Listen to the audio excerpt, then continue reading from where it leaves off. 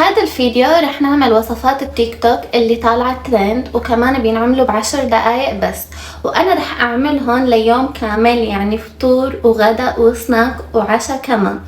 فشوفوا الفيديو للاخير واعملوا لي اشتراك ولايك. هلو حبايبي، طمنوني عنكم. اليوم رح خلي ريلز التيك توك تتحكم باكلي، مع تحدي صغير انه الوصفة تكون تخلص ب10 دقايق وسريعة كتير.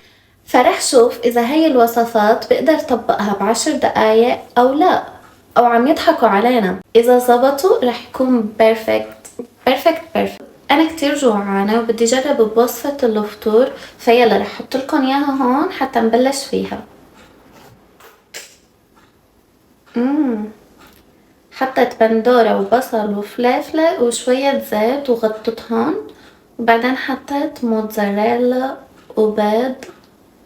واو، بس ما خلت كتير البيض يستوي، وانا هيك بحب الصفار ما يكون كتير مستوي. انا شخص بيحب يفيق الصبح وبيكون كتير عنده طاقة الصبح. بحس حالي لما بفيق بكون كتير جوعانة، اللي مثلي يكتب بالكومنتات تحت، بس بحس انه بدي اكل وليمة كاملة. فبحس هاي الوصفة انه مثل الشكشوكة وبتشبع كتير لباقي اليوم، فيلا نعملها. كمان هون رح شغل مؤقت لمدة 10 دقايق مشان نعرف اذا عم يضحكوا علينا او لا. حطيت زيت زيتون مشان تكون صحية.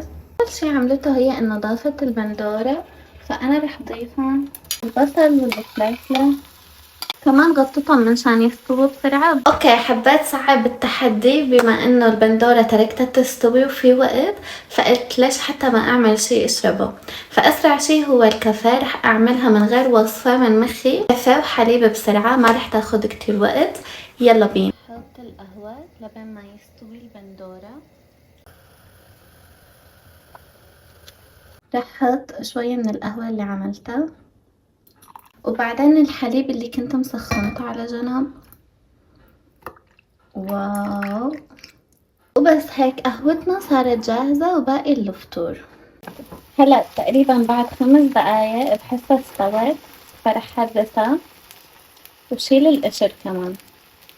هلا بهي الخطوة حطت البهارات اللي بدها اياها. انا رح احط ملح بابريكا وفلفل طبعا.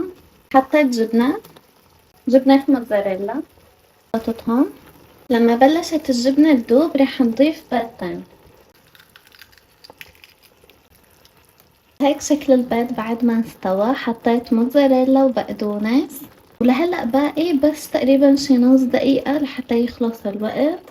ليك وخلص. سبحان الله على الوقت، يعني خلصنا فطورنا. هيك منظرها بعد ما صارت. هلا صارت الوصفة جاهزة وخلينا نجربها. انا كتير متحمسة اني دوقها. بسم الله. الصفار مبدئيا استوى معي، انا كنت حابة انه يكون سايح مثل البنت، بس استوى. بسم الله، روعة. رح اعتمدها.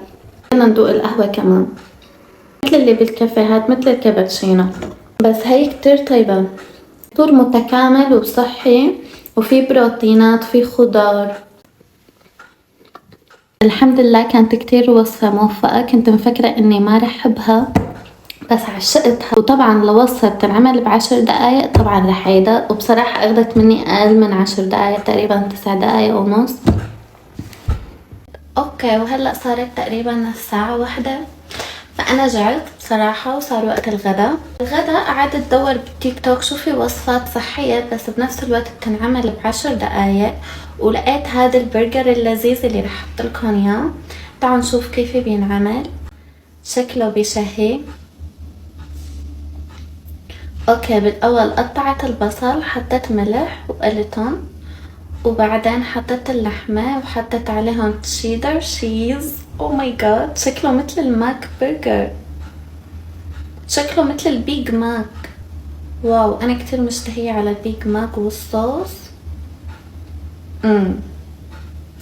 اوكي، فلهيك انا لما شفته كتير اشتهيته وقلت لازم اعمله، بس بعتقد انه بده ربع ساعة. رح اعطيه ربع ساعة لانه برجر وهيك، بس بحس انه بيخلص ب10 دقايق. رح اسرع كتير مشان يكون هيك ضمن الفيديو ويفوز معنا.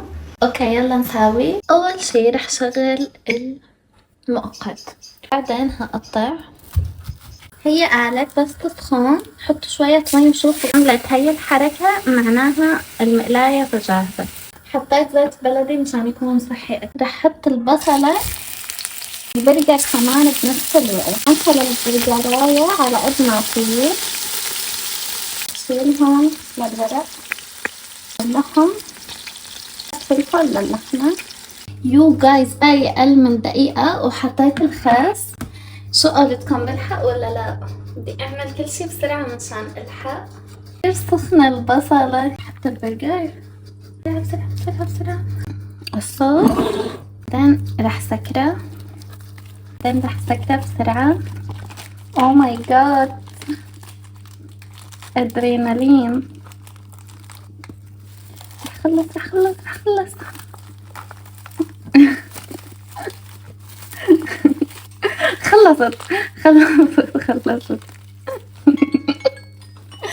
خلصت مع الوقت. وراح اقصها معكم. على الوش يامي. نكون خلصت وصفة الغدا على الوقت كمان. يلا ندوقها ونشوف اذا طيبة او لا. اوكي جايز يلا ندوق معنا البرجر اللي عملناه. بسم الله نبدأ سعادة جديدة. ما توقعت البصل يكون هيك لذيذ مكرمل على الاخير، بس النكهة لسه اطيب من البيج ماك. هذا الصوص كتير طيب.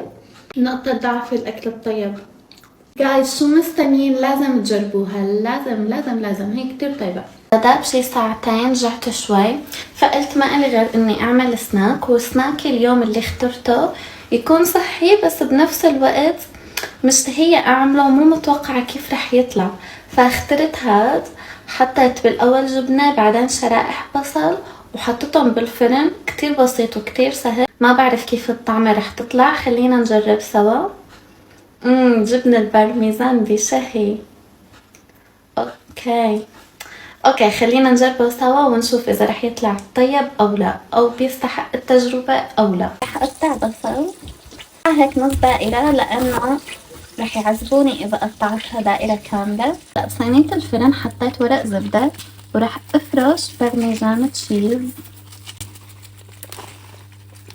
حط البصل اللي قطعته طبقة صغيرة.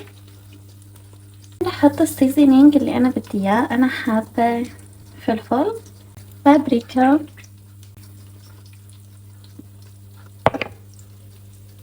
وكاري. ورح ادخل الصينية على حرارة 180. اوكي هلا صار وقت ندوق هي سناكنا. والمفروض هلا شيلها من ورق الزبدة. اوكي بيرفكت عم تنشال بسهولة. حاسة انه يا ريت ما حطيت لها ورق زبدة. او ماي جاد وبدي دوقها.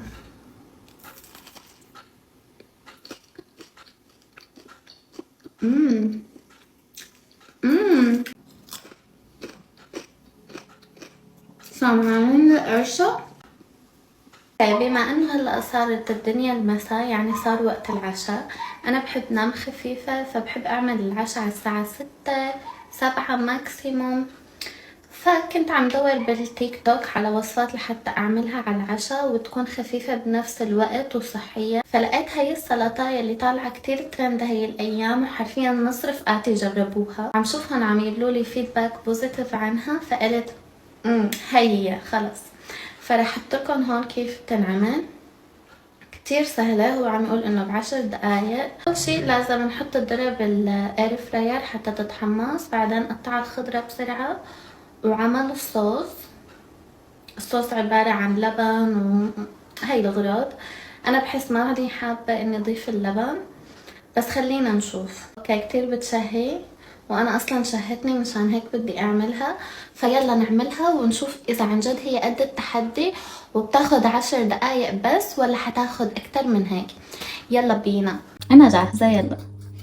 شغلته. رح احط الذرة. رح احط بابريكا. رح احطها بالاير فراير. جايز ما كان عم يصور المهم انا قطعت البصل والجبنة كمان. قطع البندورة بسرعة ان شاء الله الحق. كون انه الذرة يلي بالاير فراير عم تطلع اصوات. الخيار عجبكم هذا المحتوى او هذا الفيديو حطولي بالكومنتات حتى اقلد لكم وصفات كمان. الوصفات ابعتولي اياها على الانستغرام. حطيت لبن للوصفة بس انا ما رح احط، مو جاي عبالي. حطيت ملح وراح احط خل. عصرة ليمون. اوكي الذرة استوت. او ماي جاد سخن. الذرة ثانية. اوكي خلصت. وهيك سلطتنا وعشانها كمان صار جاهز. يلا ندوقها سوا لانه متحمسة كتير، الشكل بجنن. متحمسة ادوق الذرة كيف صارت. بسم الله. يعني سلطة عادية، ما كتير تتوقعوا شي واو، بس طيبة. اوكي مكوناتها تقريبا مثل الفتوش، بس اللي بيفرقها عن الفتوش هي انه الفتوش خبزة محمص على الوش، هي اما هاي الذرة محمصة على الوش. وبما انه وصلتوا لهون معناها نحن باخر الفيديو. هلا حابة اطلب منكم انه تعملوا لي اشتراك ولايك وتكتبوا لي وصفات تانية بالكومنتات حتى اعملها بالفيديوهات الجاي. انا كتير بحب هيك فيديوهات، فاذا انتوا حبيتوها معي اكتبوا لي بالكومنتات وصفات تانية حتى نعملها سوا. وبشوفكم في فيديو تاني. باي باي. ما تنسوا تعملوا لايك او حعمل لايك. اوكي love you. باي.